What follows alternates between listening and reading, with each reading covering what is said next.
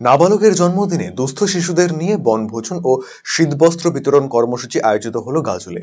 মালদা জাগরণ ওয়েলফেয়ার সোসাইটির উদ্যোগে ও গাজলের বিশিষ্ট সমাজসেবী প্রদীপ লাহার নাতির জন্মদিনে এই কর্মসূচি নেওয়া হয়।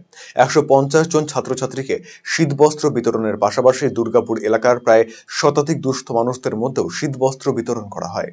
উপস্থিত ছিলেন গাজল হাতিমারি হাসপাতালের বিশিষ্ট চক্ষু চিকিৎসক অজিত দাস, বিশিষ্ট সমাজসেবী প্রদীপ লাহা এবং মালদা জাগরণ ওয়েলফেয়ার সোসাইটির সদস্যরা।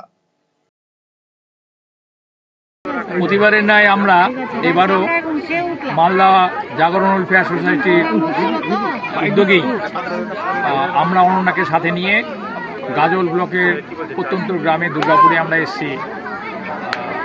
বস্ত্র বিতরণ, তার সাথে ছোটো বাচ্চাদের সোয়েটার দেওয়া হয়েছে, তার সাথে শিক্ষা সামগ্রী এবং বাচ্চাদেরকে কেক কাটিয়ে আজকে বড়দিনের দিনটাকে জন্মদিনটাকে উদ্বোধন করা হয়েছে এবং তার সাথে শিক্ষা সামগ্রী দেওয়া হয়েছে এবং আবার এখনই তাদেরকে খাইয়ে দেওয়ার পরেও এরপরে বয়স্কদের জন্য কিছু বস্ত্র বিতরণ করে আমরা এখান থেকে